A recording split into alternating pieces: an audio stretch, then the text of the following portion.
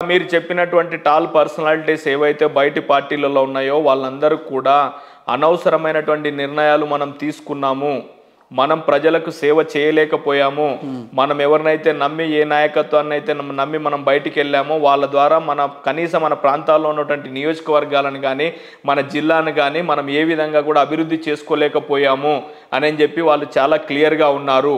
వాళ్ళందరూ కూడా తిరిగి రావడానికి చాలా సిద్ధంగా ఉన్నారు. వాళ్ళకి అభివృద్ధి వాళ్ళు డెవలప్ కావడానికే కాకుండా వాళ్ళ ప్రాంతాలు డెవలప్ అవ్వాలంటే అది కాంగ్రెస్ పార్టీతో మాత్రమే సాధ్యమవుతుందని చెప్పి నమ్ముతా ఉన్నారు.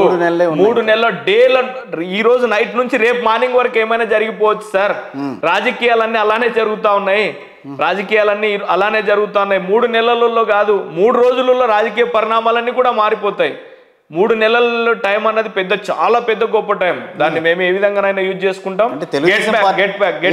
తెలుగుదేశం పార్టీని అడాప్ట్ చేసుకుంటారేమో అనిపిస్తుంది. తెలుగుదేశం పార్టీతో మాకేం సంబంధం ఉంది సార్? తెలుగుదేశం పార్టీ సిద్ధాంత పరంగా కాంగ్రెస్ పార్టీకి వ్యతిరేకంగా పుట్టినటువంటి తెలుగుదేశం పార్టీ ఎన్నిసార్లు కలవలేదు?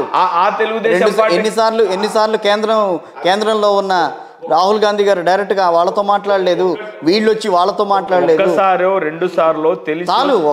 ఒక్కసారి వైరి సిద్ధాంతాలు ఉన్న పార్టీలు రెండు కలుస్తున్నాయని అంటే దాని అర్థం ఏంటి?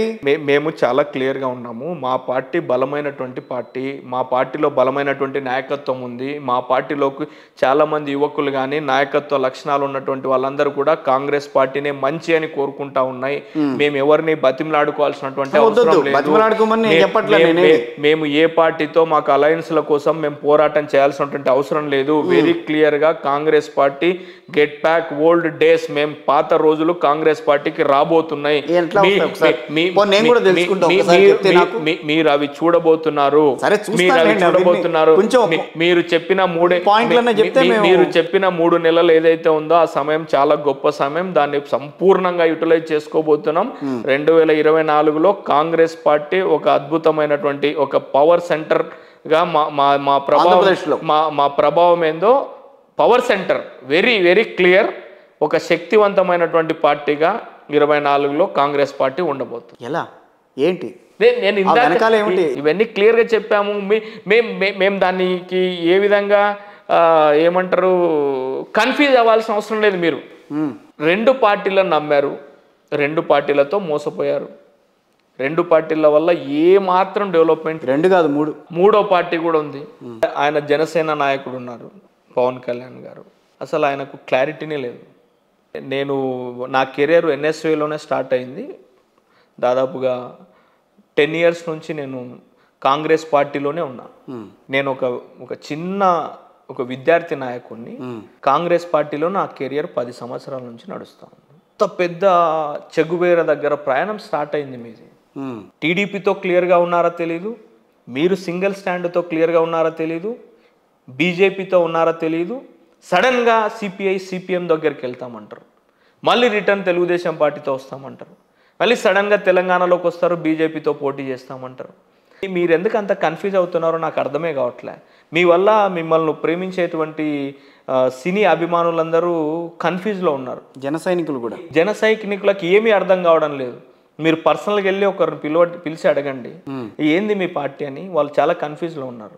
వాళ్ళ నాయకుడు వాళ్ళు కోరుకుంటున్నట్టుగా లేడు అని చెప్పి కన్ఫ్యూజ్లో ఉన్నారు. వాళ్ళు తెలిసో తెలియకనో మేము జనసేనను ప్రేమిస్తూ ఉన్నాం, ఇతనేమో డెసిషన్స్ కరెక్ట్గా ఉండవు. ఎప్పుడు మార్నింగ్ ఎవరింట్లో ఉంటాడో నెక్స్ట్ డే మార్నింగ్ ఎవరింట్లో ఉంటాడో. ఈడనేమో చంద్రబాబు నాయుడు గారితో నైట్ కనిపిస్తాడు విజయవాడలో, మార్నింగ్ అయ్యేసరికి బీజేపీ నరేంద్ర మోడీ గారితో మాట్లాడతాడు, నెక్స్ట్ డే వచ్చేసరికి తెలంగాణకు వస్తాడు, కిషన్ రెడ్డి గారి ఇంట్లో ఉంటాడు, మళ్ళీ నెక్స్ట్ డే వచ్చేసరికి బండి సంజయ్ గారి దగ్గర కలుస్తాడు, మళ్ళీ తర్వాత పోతే సిపిఐ దగ్గరికి వెళ్తాడు, లేదంటే సిపిఎం దగ్గరికి వెళ్తాడు. అరే ఒక క్లారిటీ ఉండాల్సినటువంటి అవసరం లేదా? ఒక రాజకీయ పార్టీని చెప్తున్నారా మీరు కాంగ్రెస్లోకి రండి? మేము కాంగ్రెస్లోకి మేము ఆహ్వానించాల్సిన అవసరం లేదు. మా కాంగ్రెస్ పార్టీలో ఉన్నటువంటి పెద్ద నాయకులు ఎవరైతే దూరమై ఉన్నారో వాళ్ళందరూ కూడా రావడానికి సిద్ధంగా వెరీ క్లియర్ గా ఉన్నారు. రాజకీయ నాయకులు అందరికీ కూడా.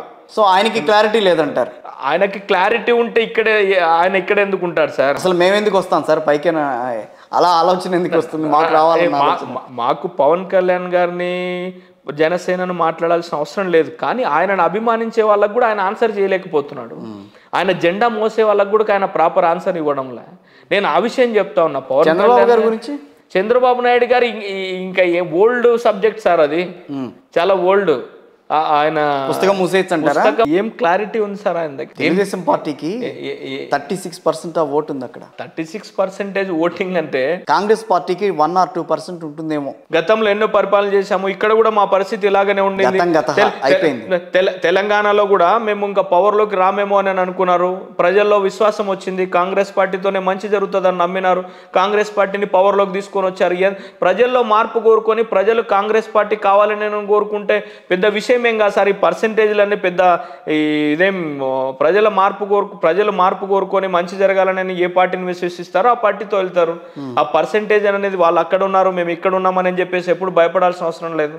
ఒక వ్యాలిడ్ పాయింట్ చెప్తాను, మీరు నోట్ చేసుకోండి. చెప్పండి. మీరు పర్సెంటేజ్ లో మేము వీక్ గా ఉన్నాం అంటున్నారు. చంద్రబాబు నాయుడు గారు అక్కడ ఉన్నారు, జగన్మోహన్ రెడ్డి గారు అక్కడ ఉన్నారు అని నేను అంటా ఉన్నారు. యాజ్ ఏ కాంగ్రెస్ పార్టీ ఒక విద్యార్థి నాయకుడిగా నేను చెప్తా ఉన్నా, నేను కాంగ్రెస్ పార్టీలోనే ఉంటాను. మీరు బయటకు బయటికని కాదు, నేను చెప్తున్నా కాంగ్రెస్ పార్టీలో ఉన్నా, కాంగ్రెస్ పార్టీలో ఎమ్మెల్యే అవుతా. మీరు నోట్ చేసుకోండి. కాంగ్రెస్ పార్టీ వీక్ గా ఉంది అంటా ఉన్నారు కదా మీరు. ఆంధ్రప్రదేశ్ లో కాంగ్రెస్ పార్టీలో ఒక విద్యార్థి నాయకుడిగా నేను ఆంధ్రప్రదేశ్ కాంగ్రెస్ లోనే ఎమ్మెల్యేనే చూపిస్తా. మీరు ఈ పాయింట్ నోట్ చేసి ఓకే, ఇది వెరీ క్లియర్. ఎక్కడి నుంచి? పాణ్యం నుంచా మా పార్టీ ఎక్కడ అవకాశం ఇస్తే అక్కడ నుంచి, ఓకే, యాజ్ ఏ అధిష్టానం మాకు ఎక్కడి నుంచి అవకాశం ఇస్తే అక్కడ నుంచి నేను ఎమ్మెల్యేనే చూపిస్తా. మీరు ఈ పాయింట్ నోట్ చేసి పెట్టుకోండి.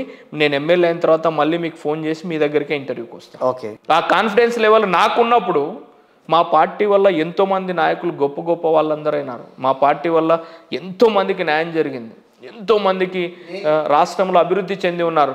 వాళ్ళందరూ కూడా పార్టీని విశ్వసిస్తే నైట్కు చేంజ్ అయిపోయి మార్నింగ్ కల్లా మారిపోతుంది సార్. రాజకీయ పార్టీలు పెద్ద విషయం కాదు. 3 నెలలు అన్నది చాలా పెద్ద టైం అది మాకు. అది ఎంత బౌన్స్ అవుతామన్నది మీరు చూస్తారు.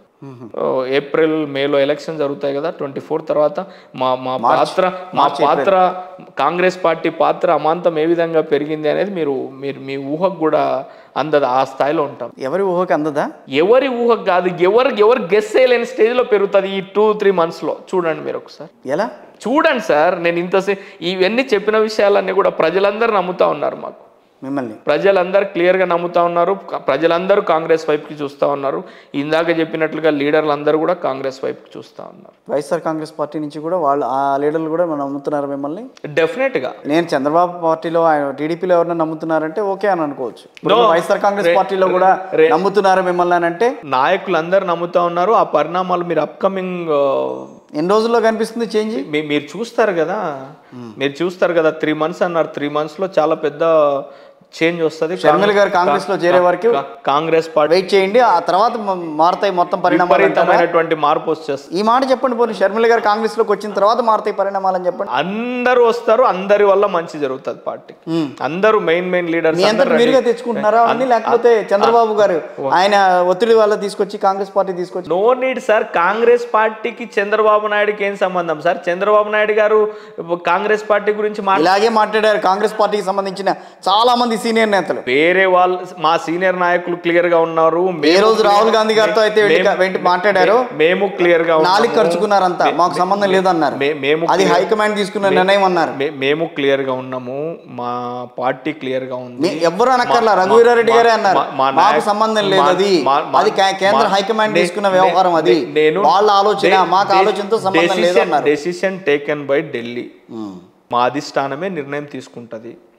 కానీ మా పార్టీలోకి రావడానికి పెద్ద నాయకులందరూ కూడా చాలా సిద్ధంగా ఉన్నారు. టీడీపీకి సంబంధించి పెద్ద నాయకులంతా సిద్ధంగా ఉన్నారు. కాంగ్రెస్ పార్టీకి దూరం అయిపోయి ఏమి నష్టపోయి ఉన్నాము అని చెప్పేసి తెలుసుకొని కాంగ్రెస్ పార్టీతోనే ప్రజలకు న్యాయం చేయగలుగుతామని తెలుసుకునేటువంటి కాంగ్రెస్ పార్టీ సిద్ధాంతపరంగా దూరమైనటువంటి కుటుంబాలు ఏవైతే ఉన్నాయో అందరూ కాంగ్రెస్ పార్టీలోకి రావడానికి సిద్ధంగా ఉన్నారు. నేను చెప్పండి. కర్ణాటక వేరు, తెలంగాణ వేరు. ఇక్కడ రెండు ప్రాంతాల్లో కూడా తెలంగాణలో 10 ఏళ్ళు అధికారంలో ఉంది బీఆర్ఎస్ పార్టీ. దాని వ్యతిరేకత కాంగ్రెస్ పార్టీ కొంచెం గెయిన్ చేయగలిగింది కాబట్టి ఇక్కడ అధికారంలోకి వచ్చింది. మీరు పెట్టిన 6 సూత్రాలు లేకపోతే 7 సూత్రాలు, సో అదే తెలంగాణలో, అదే కర్ణాటకలో ఈ రోజున ఏ రకంగా అమలవుతున్నాయనేవి పేపర్లు చదివితే అందరికీ తెలుస్తాయి. వాళ్ళు ఓకేనా. ఇవాళ 6 సూత్రాలను అన్నారు ఇక్కడ. ఇప్పటికీ వాటిలో 6 2 గట్టిగా ఫిలప్ చేయడానికి కూడా మీకు ఇంకా అటు ఇటుగా తర్జన పడుతున్న పరిస్థితి తెలంగాణలో. మీరు అక్కడ 7 సూత్రాలు 8 సూత్రాలు లేకపోతే 8 హామీలో ఏవో పెట్టుకుని వస్తారు అక్కడికి. ఓకేనా. ఇక్కడున్న పరిస్థితులు వేరు, అక్కడున్న గ్రౌండ్ రియాలిటీ వేరు. పార్టీలకు సంబంధించి ఇక్కడున్న పరిస్థితి వేరు. ఇప్పటికైనా అర్థమైంది కదా. బీఆర్ఎస్ వ్యతిరేకత ఉంది కాబట్టి ఇక్కడ కాంగ్రెస్ పార్టీ ముందుకు వచ్చింది. అక్కడ ఎవరి మీద వ్యతిరేకత లేదు. ఒకవేళ వ్యతిరేకత ఉంటే ఆ పార్టీ కాదంటే ఈ పార్టీ, రెండిట్లోనే ఉంటుంది. అక్కడ కాంగ్రెస్ పార్టీకి వాక్యూమ్ లేదు అని నేను చెప్తా. మీరు కాంగ్రెస్ పార్టీకి వాక్యూమ్ లేదో అని నేను అని అంటాను. మీరు అనుకుంటున్నట్లుగా కాంగ్రెస్ పార్టీకి చాలా పెద్ద వాక్యూమ్ ఉంది. మీరు అనుకుంటున్నది చాలా వేరే క్యాల్కులేషన్స్లో ఉన్నారు. మీరు కర్ణాటకలోని ప్రజలు కానీ, తెలంగాణలోని ప్రజలు కానీ, ఆంధ్ర ప్రజలు కానీ ఎవరి వల్ల అయితే మంచి జరుగుతుందో, ఏ పార్టీ వల్ల అయితే మంచి జరుగుతుందో జరగలేదు కదా సార్. ఆ పార్టీ 2014లో మంచి జరుగుంటే కాంగ్రెస్ పార్టీనే ముందుకు వచ్చుండేది. ఆ పార్టీనే 2014లో మంచి జరుగుంటే కాంగ్రెస్ పార్టీనే ముందుకు వచ్చుండేది. ప్రజలు తెలుసుకోవడానికి టైం పడుతుంది సార్. దూరమై ఉన్నాము, అస్తం గుర్తుకు మేము దూరమై ఉన్నాము అని చెప్పేసి బాధపడతా ఉన్నారు ప్రజలు అని చెప్తా ఉన్నారు. మళ్ళీ తిరిగి అస్తం గుర్తు దగ్గరికే మేము రావాలి అని చెప్పేసి ప్రజలందరూ విశ్వసిస్తా ఉన్నారు. వాళ్ళకి ఎలాంటి కన్ఫ్యూజ్ లేదు. వాళ్ళు very clear Karnataka, very clear Telangana, అలాగనే వెరీ క్లియర్గా ఆంధ్ర ప్రజలందరూ కూడా అస్తం వైపుకు చూస్తూ ఉన్నారు. అస్తమే మనతో మంచి, అస్తం వల్లనే ఏదైనా జరగాలంటే మంచి జరుగుతుందని చాలా చాలా క్లియర్గా ఉన్నారు. దీని రిజల్ట్స్ మీరు చూడబోతున్నారు. ఈ రిజల్ట్స్ చూసే ఆంధ్రలో ఉన్నటువంటి నాయకత్వం ఏదైతే పక్క పార్టీలలో ఉండి కాంగ్రెస్ పార్టీకి దూరమైనటువంటి కాంగ్రెస్ పార్టీ పాత కుటుంబాలన్నీ కూడా తిరిగి కాంగ్రెస్ పార్టీలోకి రావడానికి సిద్ధంగా ఉన్నాయి. వస్తారని కూడా మేము సంపూర్ణమైనటువంటి విశ్వాసంతో ఉన్నాం. రాహుల్ జోడో యాత్ర ఎక్కడ, కాంగ్రెస్ పార్టీ ఆయన యాత్ర ఎక్కడ, ఆంధ్రప్రదేశ్లో అనంతపురం అలా టచ్ చేసి వెళ్ళిపోయింది తప్పించి లోపలికి రాలేదే. కర్నూలు జిల్లాలో ఆలూరు, ఆదోని, ఎమ్మిగనూరు, మంత్రాలయం 4 నియోజకవర్గాల్లో బ్రహ్మాండమైనటువంటి రెస్పాన్స్. మేము అనుకున్న దానికంటే, మేము ఆంధ్ర కాంగ్రెస్ వాళ్ళు మా నాయకత్వం అనుకున్న దానికంటే బ్రహ్మాండమైనటువంటి రిప్లై వచ్చింది. రాహుల్ గాంధీ గారు ఏదైతే 3 ప్రధానమైనటువంటి అంశాల మీద పాదయాత్ర చేశారో వాటికి ఆంధ్ర పీపుల్ అందరూ కూడా చాలా కనెక్ట్ అయి ఉన్నారు. దాదాపుగా ఆ 3 రోజులలో మా అంచనాలకు మించి ప్రజలందరూ కూడా రాహుల్ గాంధీ వారి పైన విశ్వాసంతో రావడం జరిగింది, చూడడం జరిగింది, ఆయన మాటలు వినడం జరిగింది. అన్ఎంప్లాయ్మెంట్కు సంబంధించి ఒక ప్రధానమైనటువంటి అంశం.